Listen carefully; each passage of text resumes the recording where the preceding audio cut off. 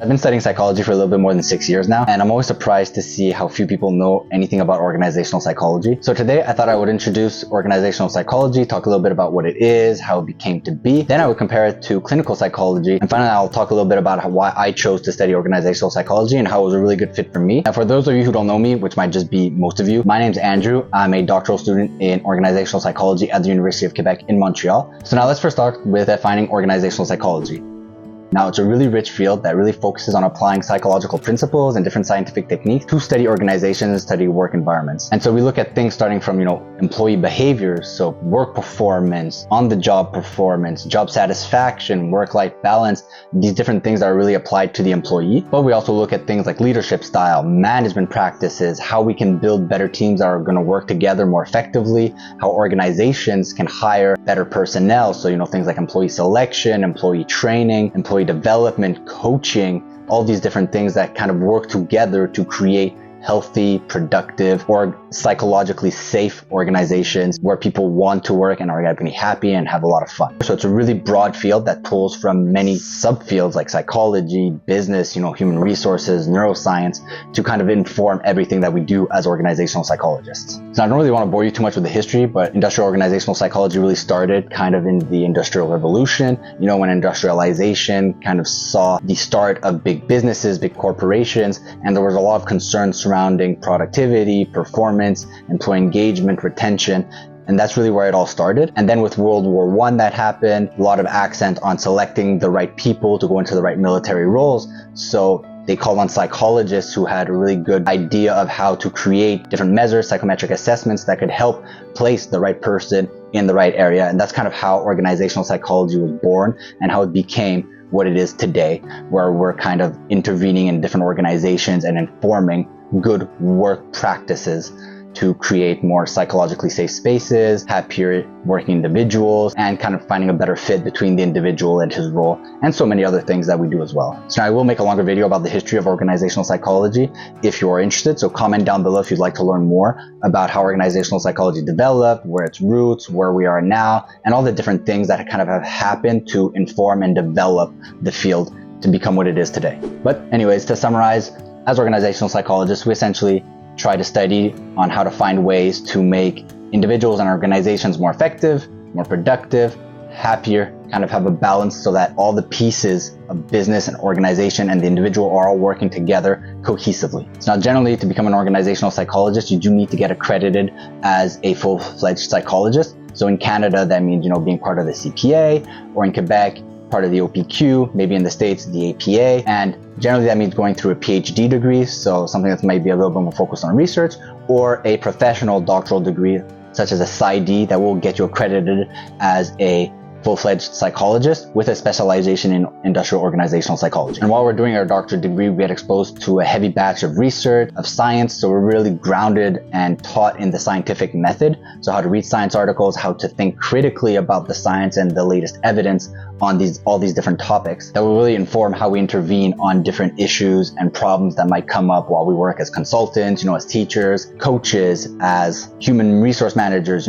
or getting called in to do a leadership training, and so on and so forth. So you might have noticed now that I have talked a lot about, motivation, engagement, performance, and kind of making organizations flourish or individuals develop their potential. And that's really what an organizational psychologist is. What we do not really get trained on is psychotherapy. So we're not trained to, intervene in terms of psychopathologies, anxiety disorders, mental disorders. That's where clinical psychologists come in. And so next, I'm really going to be talking about the difference between an organizational psychologist and a clinical psychologist so that you can have a better idea of the difference between the two and which one would be a better fit for you. So clinical psychology is a branch of psychology that really focuses on the assessment, the diagnosis, the treatment, and the identification of different mental disorders, psychopathologies. And clinical psychologists are really trained to accompany individuals and to help them through difficult times or to help them manage their different disorders, their different psychopathologies.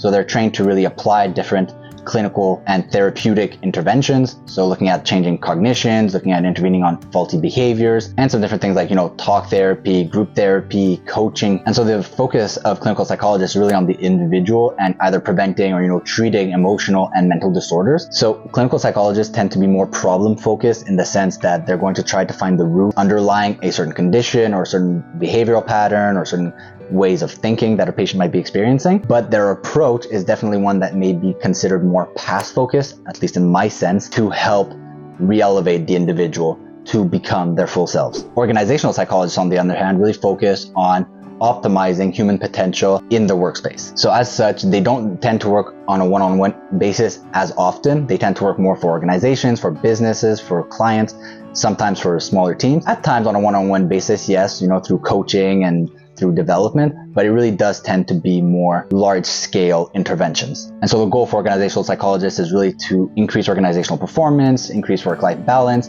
create psychologically safe workplaces, and intervene on known organizational problems, develop leadership. And so organizational psychologists aren't necessarily as past or as problem focused as clinical psychologists may be, because organizational psychology really is about studying human behavior and human potential and making it flourish. And so really both fields do contribute to human wellness, human well-being, but organizational psychology really is focused on the work environment and taking organizations and elevating them to greater heights, perhaps at times fixing a known problem or intervening where there might be, leadership issues, retention issues, and so on. Whereas clinical psychology, again, is really focused more on psychopathology, treatment of disorders, assessment, prevention, and they work on a one-on-one basis with individuals or sometimes in groups.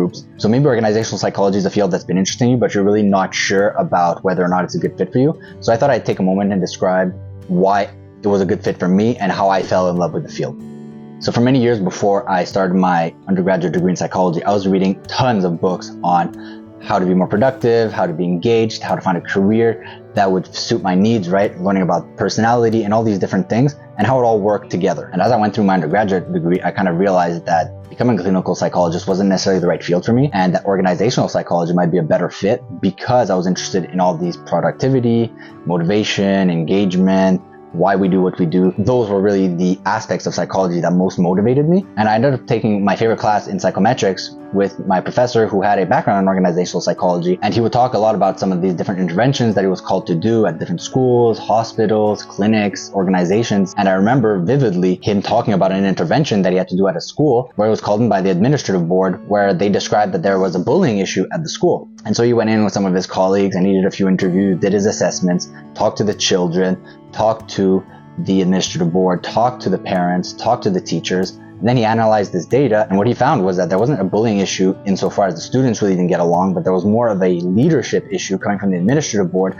that then touched on to the teachers, which then made the teachers act in such a way to the students where there was kind of a discord within the entire system. And then he posed his recommendations to the school on how to resolve the issue or how to help elevate and change their leadership practices so that the bullying and all these other downstream issues would be attenuated. And so when he shared that story, it was really something that resonated with me and I could see myself doing in the future. And now I'm discovering that I'm really interested in learning more about motivation, productivity, and really what makes us grow as people and kind of what plays into having a career that we enjoy and one that we're going to be proud of, that we're going to be fulfilled in, and that we're going to be able to sustain throughout life. And because work is such a big part of our lives and definitely a big part of my life, it was really interesting for me to start studying and to learn the science behind all these different concepts and all these different things that have always plagued my soul in a way. So now I had an outlet for my obsession on motivation, on productivity, and kind of understanding the science behind it and being able to apply it to other people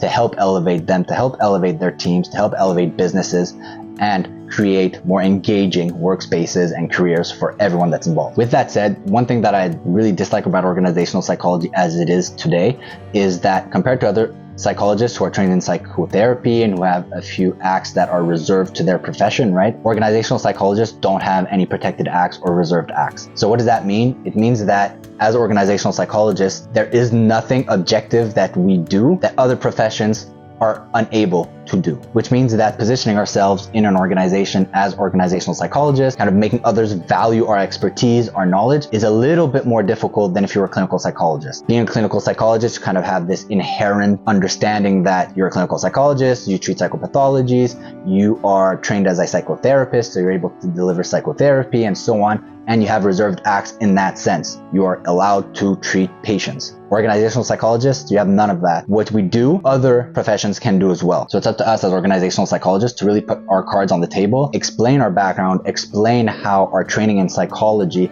is an added value to the organization above and beyond, say, a human resource agent or someone else who is trained in business or who has an MBA or who also understands kind of the different cogs in motivation, performance, etc. So we've had a lot of experts and professionals come in who are trained organizational psychologists, and they've talked to this issue as well, where especially in the start of their career, they had trouble placing themselves and positioning themselves as an expert above someone else and having people see the added value because organizational psychology is such a new field and because we don't have any reserved acts as professionals. But anyways, that's all I had for you today. So if you like the content, consider liking the video and subscribing down below. It'll really help me out a ton. And as always, if you have any thoughts about clinical psychology or organizational psychology, or if you're really hesitating between the two, put a comment down below and I'll be glad to answer and read all of your comments and maybe address them in a future video. That's it for now. See you in the next one.